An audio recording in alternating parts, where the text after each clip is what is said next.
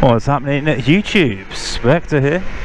You join me leaving the very pretty Poliphant, not a place I've been before, and off out another little trip. Just a short one today.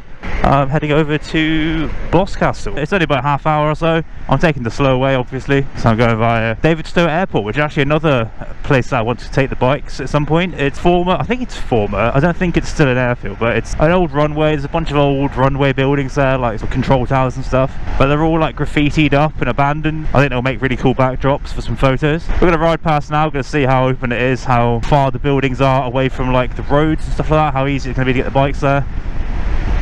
Oh, bunny!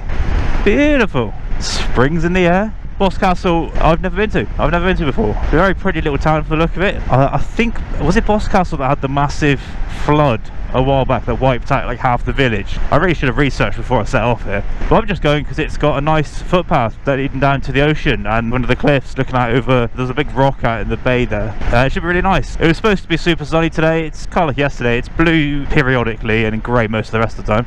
Nice. Honda STK. It's a spicy car for a back in nowhere Cornwall. We do have some cracking roads around here. I mean, this is part of my sort of get out and explore series, and I'll say I've not been to either of these places, the start point or the finish point.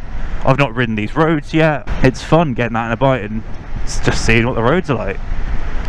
But I mentioned in the last video, everything is still quite dusty. I do also need a rear tyre at some point, so the bike's a little bit sketchy over the gravel right now. It's a little bit lively. You might see it shift around a bit. You might see me being quite overly cautious about sort of the middle strip and so on. Now we're really starting to get into the proper riding season. The sun is out. The sun is out in the evenings, which is great because obviously the bike is filthy right now, and it means that I can wash it after work, because before, all through sort of autumn winter, it gets dark before I finish work, and then it means it's very hard. I can't really wash my bike on the weekends or try and squeeze in a quick one on my lunch break. But now I can wash it tomorrow after work and it'll be great. Very excited for this next season. It is pretty idyllic, isn't it? It's pretty nice, and it's open too, like open roads, good sight lines, double width. It's a Sunday afternoon.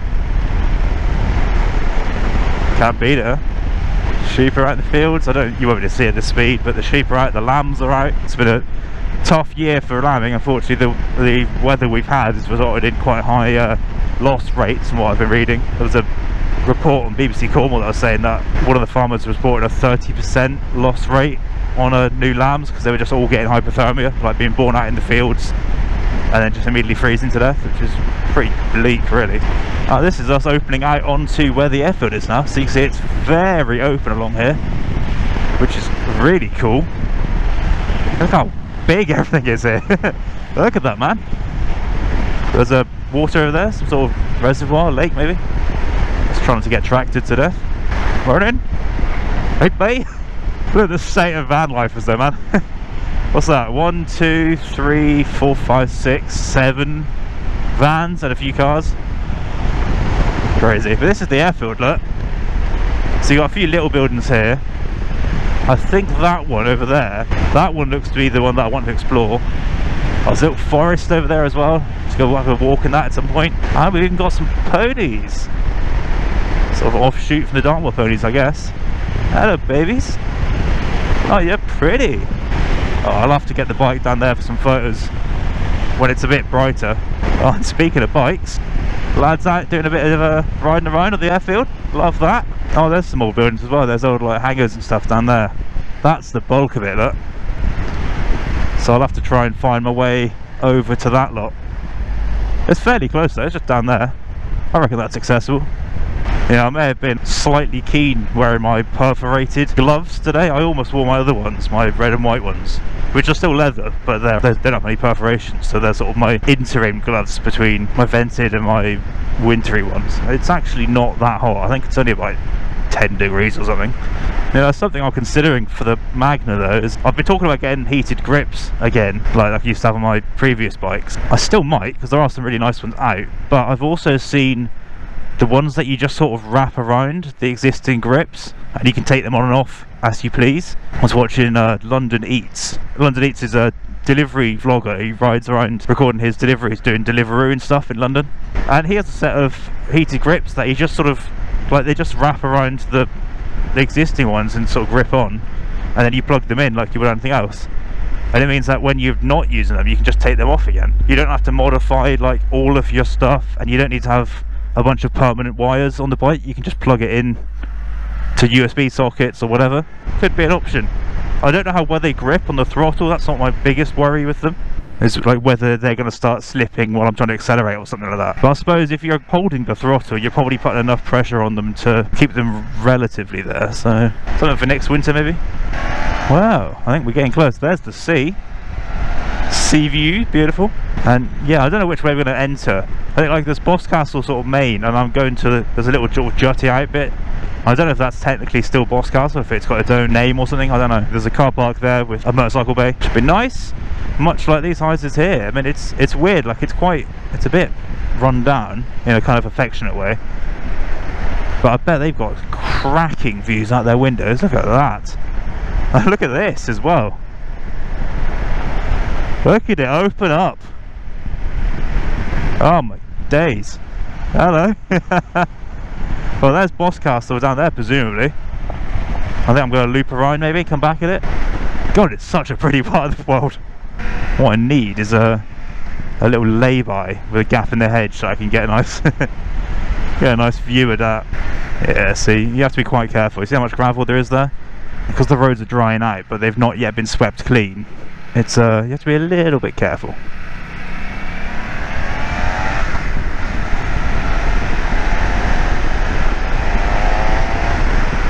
And then hoon it on the straights. Boscastle, 20 zone. Christ.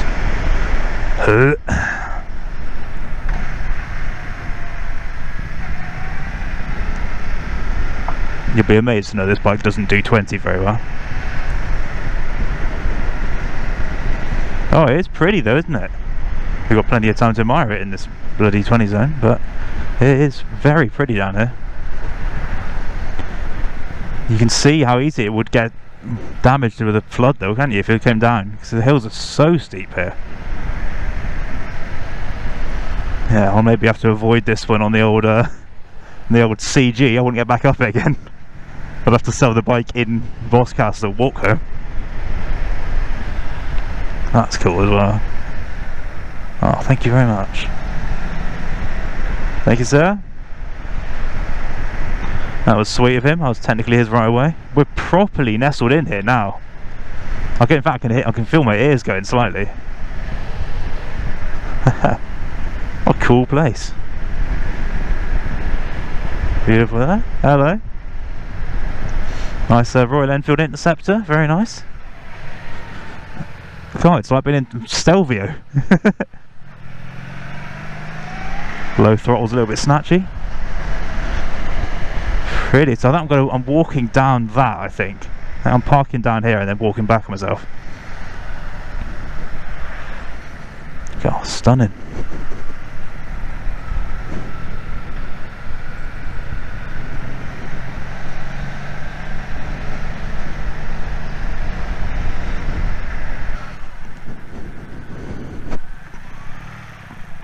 Should I come in here backwards? Probably. Beautiful. Well, let's hop off, go for a walk.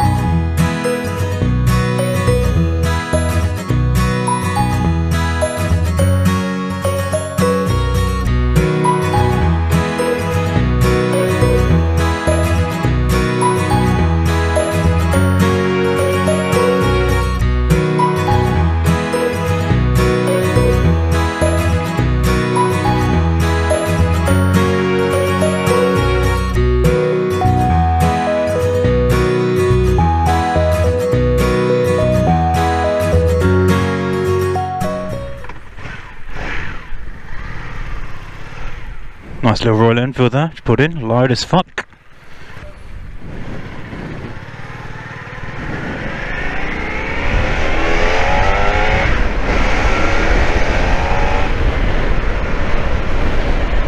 And we're away. Well, that was Boscastle. That was really, really pleasant. That was a lovely, lovely little stop. Had a little look through there. You've seen the pictures, a little stroll along. I went down to the end there, climbed up along the cliffs, and then sat and read me book for a while. Not a bad way to spend, hello. Not a bad way to spend an afternoon, nor is that. Boscastle was, yeah, very, very sweet.